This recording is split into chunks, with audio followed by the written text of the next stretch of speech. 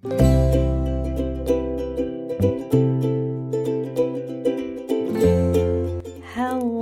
and welcome to Good Grief, the podcast dedicated to demystifying and destigmatizing grief with compassion and humor. I'm Nikki. I'm an end-of-life doula and a grief coach in Columbus, Ohio. And today I have another great guest episode I'm so excited to share with you. I had on journalist and author from Canada, Danielle Crittenden, who has written a beautiful book on the loss of her daughter called Dispatches in Grief. I will not do justice to just what a phenomenal human being she is, what a great writer she is. So you can listen to this episode and hear for yourself. And I'll have links for everything in the description, as I usually do. But before we get into today's episode, and I'm not going into my Patreon spiel here, so don't fast forward, hold tight. I'm actually going to bring up something very personal to me that I've never mentioned on this podcast, and I don't know why. So I won't take up too much time, but basically, I'm assuming most people who are listening to this show maybe have experienced a loss. But regardless of that, pretty much all of us have lost somebody or known somebody who's lost somebody to cancer. Cancer is like not the leading cause of death in the United States, but one of the top causes of death in the United States. And it's becoming more and more prevalent.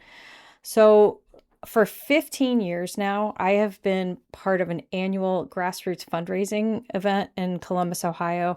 So if you know me personally, already know this already. If you don't, or if you're not from Columbus, please go to the website pelotonia.org, and I'm going to put it in the description below, and just read about Pelotonia. It's like I said, it's a grassroots fundraising campaign, and they center around a 3-day cycling event in August. I've been riding for 15 years. I have a tattoo of Pelotonia and my bike and all this stuff. Like it's a whole thing for me. It's a part of my identity at this point, because I've been doing this I've raised over $50,000 in my 15 years riding for this. And the great thing that I love about Pelotonia, and why I support that one over any other cancer awareness campaign, is that everything that you do is underwritten and donated and all of that, so that when you donate money to Pelotonia, it goes directly to the James Cancer Center here in Columbus, Ohio, which is one of the leading research institutions for cancer research in this part of the United States. So again, whatever, use your own judgment, but please go check it out. This is the only cancer research I will donate to because of that. I know when I personally donate money to them, which I'm raising money, but I still donate to other riders too, because that's who I am. I know that literally if I donate $100, $100 is going to the James Cancer Center. It's not going to the CEO of Pelotonia. It's not going anywhere else. So I'll put a link to that. If you would like to donate to my ride, you certainly can. I'll have that link in there too. But just read up on it. It's a fantastic organization. The ride's coming up in August. Again, this is my 15th year riding. I'm just thrilled to be part of this. So if you have lost somebody to cancer and you want to do something to give back, I highly recommend this one. I'm sure there are other great campaigns around the US as well. This is the one that's closest to me. This is the one I do. And this one, again, 100% goes directly to cancer research. It's not going into the CEO. And I'm not going to name drop of some other cancer foundation CEOs that are making millions of dollars. Anyway, so moving on. Also, again, as always, if you want to help support this show, please go to patreon.com/Nikki the Death Doula. You can get early access to the show, other great information coming right into your inbox. But that's enough. This intro's gone on long enough. We're going to get into today's episode with Danielle Crittenden. All right. Thank you, everybody, for tuning in again this week. I am so excited for my guest this week. I have the amazing Danielle Crittenden with me today, author of Dispatches from Grief. So, Danielle, would you tell us a little bit about you and your story behind your book? Yeah, so the title, as you say, is Dispatches from Grief. The subtitle is A Mother's Journey Through the Unthinkable. And the unthinkable did happen to this mother. Our eldest daughter, Miranda, died suddenly at age 32 from complications of a tumor she'd had removed 5 years previous. And I was thrown into the alternative universe, as I call it in the book, as I'm sure so many of your listeners and viewers have been in once a tragedy of this magnitude happens to you, especially I think the loss of a child, which is so unexpected and so out of the order of the universe. Um, it your whole life changes, your whole you change completely, or you change as a person. Nothing is ever the same again. And the level of grief is so painful in every way, not just emotional, but physical. Your heart actually described it as like having an ice pick pounded to my chest Oh, 24 hours a day. Um, it's nothing prepares you for it, or really could, of course. But yeah. so when I started to write this book, and I didn't write it as I mean, had no idea what I was writing, honestly. I'm a writer by trade. I'm by training, I'm a reporter. That's how I began my uh, writing career as a city reporter. And I've learned that, over the years, when something happens to you, you write about it. So the Mhm. dispatches was always in my head that I'd been sent to this alternative universe, and I needed to start covering it like a foreign correspondent, except of course now Yeah. I live here. And I began writing, just taking notes about what I was experiencing. So 1 minute I might be sobbing on the bathroom floor, howling. And then after I'd composed myself, I would go upstairs and just into my office and just write down exactly what I had just experienced. It's not like journaling. It's actually like weirdly standing objectively a few feet away from yourself and writing about what just happened. And gradually, these dispatches began to build up. And what I thought, well, maybe it will be an article, maybe it'll be a longer essay, eventually made its way into a book. And that's how it came Wow. about. Wow. Thank you for sharing all that with me. And bringing to light the power of writing our stories. Mhm. I've had several authors on my show before, and Lord knows I've had my share of grief, and I journal like crazy. I never once thought of putting it together like a book, but it's so impactful to not only write out that story to help you heal, but to help others heal as well. Do you feel that sharing your story about your daughter is helping other people in healing with their journeys too? Well, I've the response has been just overwhelming and in a good way for that reason. I mean, when I began writing it, I didn't have a goal, I didn't have an audience in mind. What I did know is when I turned to the existing literature on grief, uh, very little spoke to me about the actual experience I was having, the Yeah.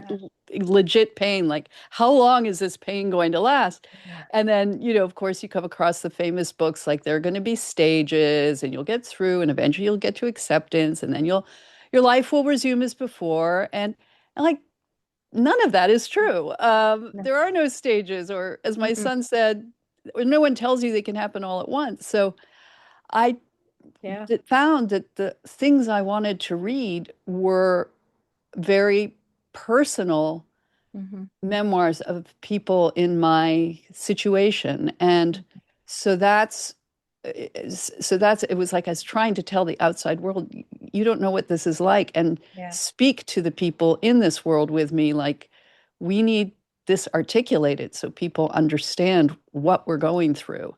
And Yeah. so it's a very graphic book, it's a very frank book about this type of grief. It looks forward to how one might recover from it. But definitely the reaction I've received. One, I sent it to a few early readers in my universe, mothers, and one wrote back, "Thank you. Now I have something to show people." Oh, Because I think they often don't. I mean, how can others who haven't been through this yeah. perceive what you're going through? So, Mhm. in that way, it helps, I think. Yeah, absolutely. And thank you for bringing up, I don't want to say the unhelpfulness of a lot of the self-help books or books, Mhm. classic books on grief out there. They are helpful in some ways, But when you put in things like a black and white plan, so to speak, or Hmm. pathway or a journey to quote unquote the end or getting back to normal, there is no back to normal. Hmm. You can't go back to the way you were before that person died because they're not here, and the person you were before is tied to that person Exactly. being on this earthly realm, so to speak. So thank you so much for that. That's one of those things that drives me crazy, and I really try to avoid use words like acceptance because you don't ever have to accept a death. And with a child, you never will. No, I call no, it like resignation, right, absorption. right. It's Maybe something even you just just, acknowledgement. yeah, acknowledgement is good. Right. Yeah. Yeah. Yeah, I like that word. So thank you. And I have no children of my own, so I would never pretend to understand what you or any other mother has been through losing a child. So in that respect, I've talked many times on this podcast. My brother died very unexpectedly when he was only 40. So I was there watching my mom go through this. And to this day, I will never understand exactly how she felt. But seeing her go through that just drove home how deep the loss of a child can be to a parent and How just did how she, devastating. how did she cope in the long run? Like, did, or I mean, some people Yeah. you hear stories. I hear stories told to me of, Mhm. mothers who just never recover. Right. Your mortality rate goes up, Yeah. interestingly. That Yeah. if you have lose a child, especially as a mother, you are much higher rate of dying within Yeah. 5 years, and that's Hmm. because of addiction or suicide or Right. just you stop making good decisions, which I also Right. found like the that you're just not thinking the way you used Right. to. You get Right. And that's clumsy and you have accidents and things yeah. like that. Yeah. Yeah, and I see that with spouses as well, because last I read it was like a 70% of adults who lose their spouse die within a year because of either suicide, addiction, or usually it's just they don't care for themselves like they used to. Right, So, right. there's so much to be said for human will. It keeps us Yeah, going. I mean, the broken heart syndrome is real. Oh, 100%. I've seen it. And as far as my mom, I mean, she and my dad leaned on each other a lot and me, and the three of us together just coped with each other as best we could. I know my parents are very, very big in their religion. A lot of Bible study helped my mom. And she's a quilter she loves Mhm. quilting. She threw herself into her work. There are so many quilts in my parents' house right now. Yeah, it would take a lot of quilts. I get that. Yeah, but that's they're beautiful gifts now that we all have for hers from her. Um, so there's something else you said earlier that I wanted to kind of touch on was that nothing prepares you, even Mhm. if you are, have a sense of preparation. And I see this a lot because most of the people I work with have a terminal illness, so they know that their end might be coming. Mhm. And even so, they're still not prepared. Nobody feels prepared. So and you don't have to get into details if you don't want, but would you mind telling us a little bit? You said your daughter had a tumor. Was there any indication, or was this kind of like, oh my gosh, this thing just sprung up out of nowhere after she had been maybe a little sick? Well, no, she was seeing spots, and she'd always had bad eyesight. And at one point in her career, she'd worked as a fashion model, so we used to tease her that she was like Marilyn Monroe in Gentlemen Prefer Blondes, where her vision was she had you know Yeah. bumping into walls and things. But she started to see spots one Thanksgiving when we were together, Oh, wow. and and I said, that's weird. And so she went, and there had been, and we don't know for how long, it could have been many years, Hmm. growing a very rare tumor. And I said to Miranda, I said, yeah, of course you would have an original tumor, and it's Yeah. finding the doctor that could handle it was very difficult. And we finally did, because it was on her pituitary gland. And Oh, while those wow. are common, this one was vascular. So it had to be dismantled like a bomb, you know, Oh, or the risk of hemorrhaging. Anyway, she got through that, thank God. And um, when you lose your pituitary gland, you can replace its functions with, a various cocktail of medications and hormones.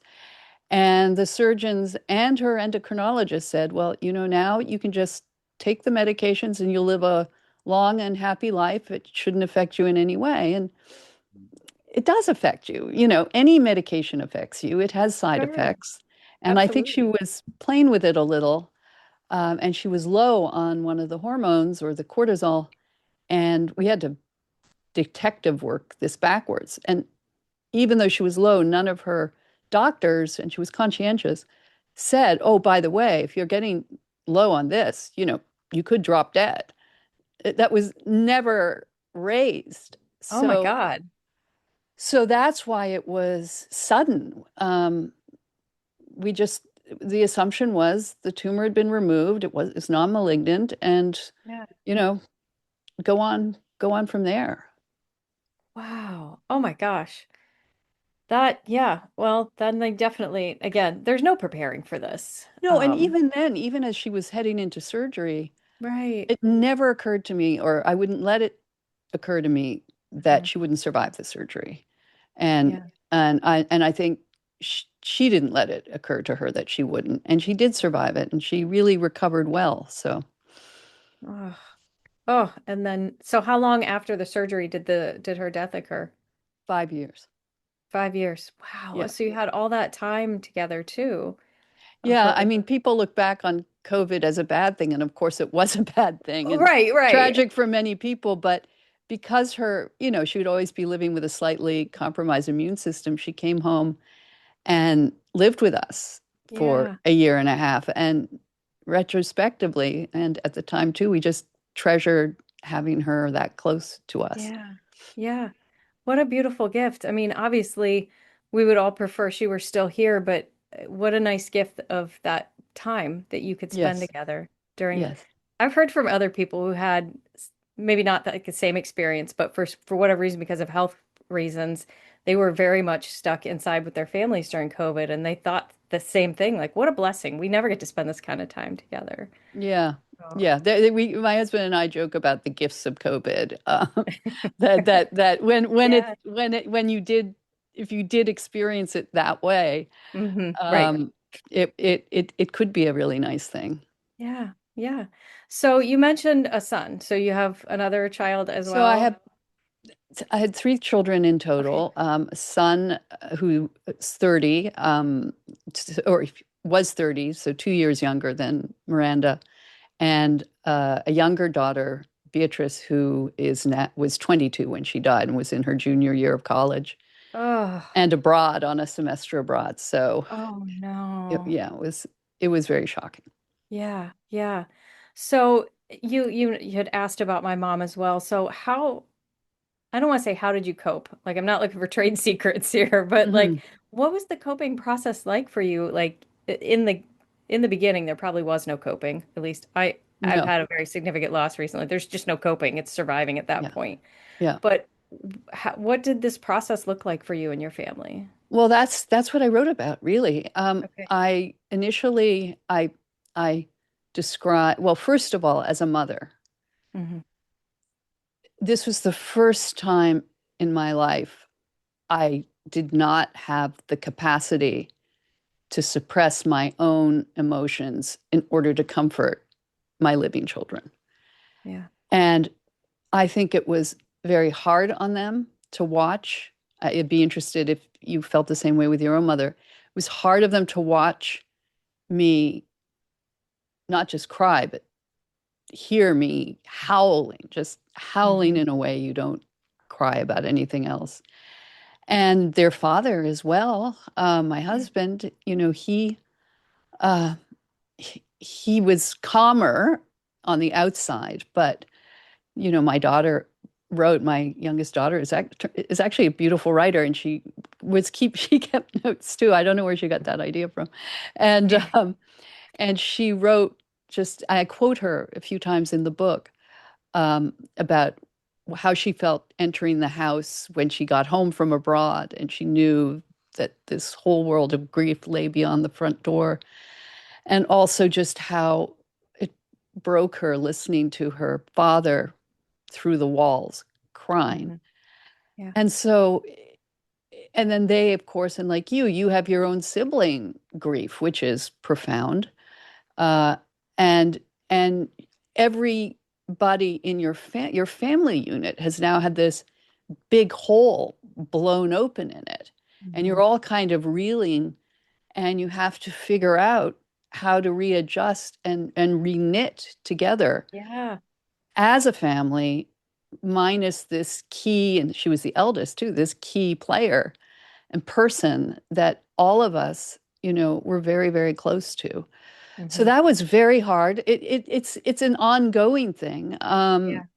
I was lucky in my marriage that David and was incredibly supportive, Mhm. and he was the one early on recognizing how easy it was for us to kind of pull apart. I mean, all I wanted to do was crawl under the bed and just basically die. Yeah. And he was the one who said at one point, we can't retreat into our own silos of grief. We have to keep doing this together. And so he had an ability when he saw me spiraling to just hold me, pull Hmm. me out. And his default setting was to retreat into himself and not talk.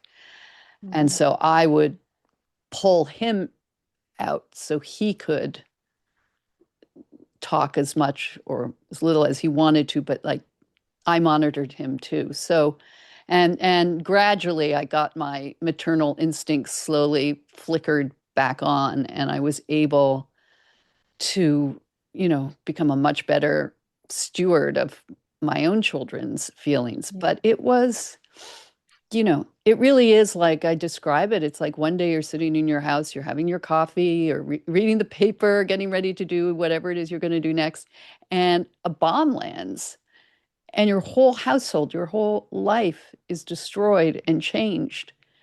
And even though everything around you looks the same, even though you look the same, nothing is the same. And that's what's so surreal about it. Yeah. Yeah, absolutely. And you know, I remember I talked about this a few times. I will never forget the phone call I got when my brother died because it was my mom that called me. And it was right around this time because we're coming up on his anniversary because it was the day before Memorial Day. And, the second all I was like, "Hey mom, what's up?" And the second I heard her say my name, I instantly knew. And his death Yeah. was not expected, but somehow I'm like, something happened to my brother. And Yeah. I just knew. And at that moment, I ran out to the house. Mom and dad were at the house and at their house. And like, I never, everything in my life changed the minute I grabbed my mom and pulled her into a hug because she was just sobbing. And at that point, I was no longer the daughter. I just Yeah. needed to be the caretaker for this woman who just lost her child. And I Yeah. just couldn't get my arms around her tight enough because all I wanted to do was protect her. And sibling grief, I learned a little bit about it, but in my brain, none of that existed to me for like 5 years because all I could think about was taking care of my mom. Yeah. No, well, you sound like a good daughter. And my daughter too has been, my both of them have been wonderful. My son is married. He's brought they brought a granddaughter into the world, so that's been beautiful, new Mhm. life. And my daughter and I remain and are very close. And I see her doing that, and it Mhm. makes supporting me, and it feels good, but I also feel like I really want to make sure she's taking care of herself too. Yeah. Yeah, and that was like a pact my mom and I had was that I would do everything I could. I'd take care of myself anyway, but I told Hmm. her I will stay around. And my mom unfortunately passed away this past fall, so Oh, she I'm sorry, that was your significant loss. yeah. So Yeah. she's with my brother again, and that makes me Yeah. happy knowing they're together. But you had Yeah. mentioned like trying to find this new dynamic without her with your whole family, and now it's just me and my dad. I have no other siblings. So, and he and I mean, we're fine with each other, but we were never super close. So we're really just navigating this weird world of it's just the two Yeah. of us now left in our Yeah. family and supporting each other through our grief. And yeah, it's Well, it's losing a hard. parent, especially a mother, I always feel it is like losing a planet, like the central planet to your solar system. It's like losing the Mhm. sun. It's Yeah. something you have always been, that's always been there and you've Yep. always revolved around, Hmm. and then it's gone. Yeah. You expect it at some level, unless they die very suddenly or tragically, at some Hmm. level, a child always knows at some Right. point that moment is going to come, Yeah. where Yeah. it's the reverse for a child dying before a Oh, parent. yeah. Yeah. That's because that's, quote, not how it should go, right? Right, A right. parent should never lose a child, and yet here we are. It happens. Yeah, yeah. So now that I'm sorry, how long ago did she die? When was this? I 5 did years ago. 5 years ago. Oh my gosh. No, no, Oh, no, no, no. Sorry. She died 2 years ago oh, 2 years ago. in Okay. February of 2024. Yes. Okay, that's right, because you said you had some time. Yeah, I'm Okay. sorry. She had the tumor for 5 years, but yes. Right, got it. Okay, thank you. I realized I didn't ask that at the beginning. So now, 2 years in, I know the grief is still there, and it always will be, because I'm always saying that grief never goes away. I know you know this too, but where is your grief now? How is that existing in your world? It's um it's still there, obviously. It Right. still overwhelms me. I was very worried about not publishing the book, but talking about the book. I found after a Yeah. point where I was really feeling suicidal, not that I was going to commit it, but if you'd known me in my previous life, my nickname among my friends used to be the Minister of Fun. So, so you couldn't imagine that this person who had that nickname was suddenly thinking it would be better to be dead than alive, which is how I felt. Oh man. And yeah, and of course I felt terribly guilty because how could I do think that with my Right. living family? Um, but I did try and get help. I reached out to, yeah, I went through the grief books, not so helpful. I reached out to grief specialists. There's a big grief center here where I live in Washington, D.C. No one, like, we can see you in 18 months. And I'm thinking, 18 months from now, I don't know that I'll exist. Like, I cannot go on like this. Yeah. And all I could do if I wanted to do anything was really just go into a hospital emergency ward and say, I'm feeling like I want to commit suicide. And then they, I don't know, medicate you for a few days and then they kick you back Yeah. out. So that wasn't going to Right. help. Mm. So I eventually found my way to EMDR therapy, and Oh, that's for okay. PTSD, uh, which is what you have Mm. on many, many levels. Hmm. And Oh yeah. that really, really has helped me. And I don't think I could have written the book as graphically and as in detail if I had not had that therapy. I don't think I could be talking to you today if I'd not had that Right. therapy. So the goal of it, I don't know if you know about EMDR therapy. I I can do. give, Mhm. yeah, okay. For But listeners, I can maybe give my listeners don't. So if you want to give a, a a, super brief rundown, that'd be great. just a very quick rundown is, and this has now been scientifically proven because they've been able to view it on MRIs of the brain, that when a trauma happens, any trauma, um, your brain does not know what to do with it. It Hmm. doesn't, it doesn't, it can't file it away like other memories.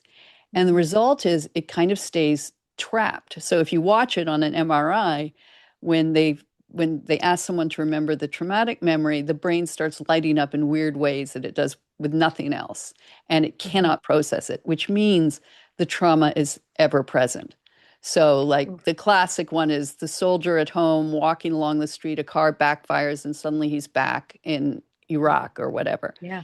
Hmm. And that's because the memory hasn't been dealt with or Hmm. processed. So EMDR is a way, it was developed in the 80s and now, as I said, clinically proven to through I use buzzers in left and right hand in my left and right hand. It originally was like watching a dot go back and forth across a Hmm. screen, and you recount the trauma, or in the death of a child, you recount the many, many aspects of the trauma.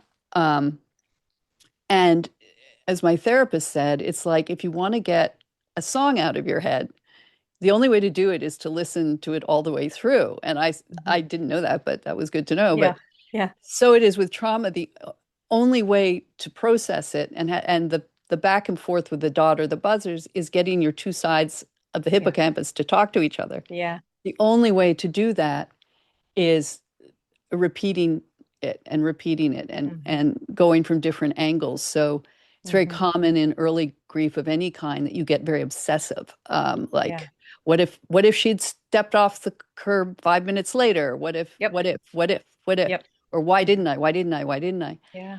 And that was among the first sessions was to just play these out. And what was remarkable, I found, is I I felt at the end of the session, I couldn't tell you what had happened, but I felt like lighter, like there'd been an exorcism and Yeah. of that, whatever aspect we were talking about that day. Hmm. And I was then, it did get kind of filed away. And then, okay, then we are on to the next thing, because there are so many things surrounding a death like this. Like, Yeah.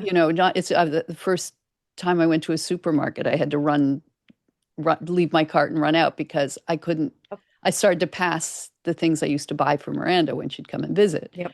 I just thought, Hmm. okay, I can't be here anymore, and that's what happens. You just freeze and Yeah. you book it wherever you, Yeah. you Yep. get away from it. My Yep. my phone keeps sending me wonderful memories that it's curated especially for me with Miranda and Yep.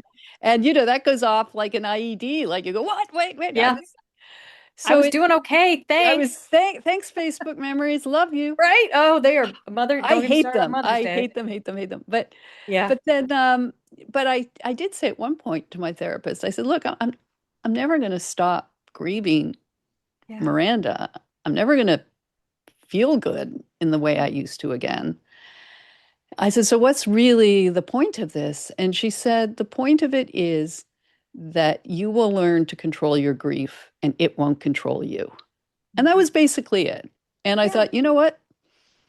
That sounds reasonable. That's Yeah. that's a good goal. Get me out of I bed love in the that. morning. Let me help draw me back, I think, where I am now Hmm. into I can be much more present. I Hmm. can sort of be present in the moment for things, enjoy things. And then I describe it like a heavy stone that you carry around. You're always going to have this stone, this weight. You just learn to carry it better. And I finish laughing or enjoying it or whatever. And then, I'm reminded, oh, yep, the stone's still there. So that's really where I am now. And, mothers further along this path than I am, 5, 10 years, they say they think about them all the time, Oh, yeah. never stop thinking about them. And Yep. that's really true. Yeah. I know it was, uh, we're coming up on year 11 of my brother's passing, and up until my mom's, last days with her, she would, she was always thinking about Scott. She was always thinking about him. He was always there. So, Yeah. all right, as we're winding down, before I get to my little last, I have a tradition at the end of my episode. Before I get to that, one final question. If you could say something to a mother who's recently lost a child, in whatever circumstance it might be, what would you say to them? I would say look into EMDR Yeah, therapy. yeah. And I would say seek out the company of other mothers in your, Mm, if you, they come to you pretty quickly, even if you just post it on your social media. And mhm. actually, what I discovered when I got into the alternative universe, that there were a lot of people I knew, I'd been friends with for like 20 years, who had like you, these significant losses in their life. And they hadn't told me about them because, why would they? Yeah, And, when my aunt lost a child, or when I lost my sibling, or when I lost a child, and you're, wait, what? I've known you for how long? And I didn't know this. yeah. So you're in a very well populated universe, Mm, and getting the company from those in it with you, I've found very helpful because they're really, aside from your own family, they're really the only people you can talk to about it. And so many of the responses I've received is just become aware of how lonely people feel in this grief because it Yeah. doesn't move on. They don't move on, and the world moves on, and the world Yep. expects them eventually to move on, Yep. and they don't or can't. Yeah. Well, and that's what I hope with this podcast is for anybody out there listening that hears your story now that may have been through this or is going through this or will go through this can hear that and know that they're not alone. Yeah, That's and there that's are my goal. support groups. I know there are. Yeah. You just have to Google it, and Mhm. you'll come across them. Yeah. Okay, so I have a tradition on my podcast, the end of every episode. I'm going to pull a random card from the death deck. These Oh, are oh God, conversation I starter don't like questions. that deck. I I don't like know that that's deck of cards. I get a lot of it's just conversation starter questions around death and Oh, dying. okay, But I'll have you answer it, and then fair's fair. I'll answer it too. So okay, okay, it's multiple choice. okay. What kind of griever are you? Hmm. A, I'm open, not afraid to talk, pray, meditate, cry, or whatever might help. B, I'm a distractor. I keep busy and focus on projects and tasks. Or C, I'm a wreck. Seriously, someone may have to watch me 24/7. Oh, without a question, A.